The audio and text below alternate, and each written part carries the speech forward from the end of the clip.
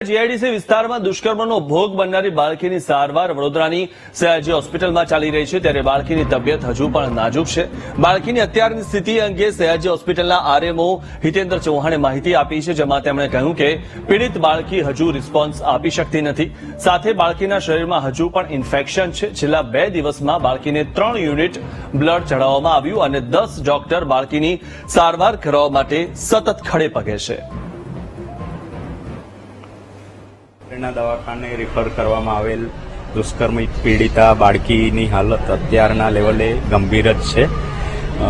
અમારી ડોક્ટર્સની નિષ્ણાત ડોક્ટર્સની ટીમ દ્વારા પૂરેપૂરી કોશિશ કરવામાં આવી રહી છે કે દર્દી જલ્દી સારી થાય. એ માટે અમે બેસ્ટમાં બેસ્ટ ટ્રીટમેન્ટ આપી રહ્યા છે. દર્દીને બ્લડ પણ છેલ્લા 24 કલાકમાં 3 યુનિટ ચડાવવામાં, છેલ્લા 48 કલાકમાં 3 યુનિટ ચડાવવામાં આવ્યું છે. વેન્ટિલેટર પણ ચાલુ જ છે અને બેસ્ટમાં બેસ્ટ સારવાર આપીએ છીએ. અમારી હોસ્પિટલના 10 નિષ્ણાત તબીબોની ટીમ આની પાછળ કાર્યરત જ છે અને દર્દી જલ્દી સારી થાય એવી અમે પૂરતી કોશિશ કરી રહ્યા છીએ.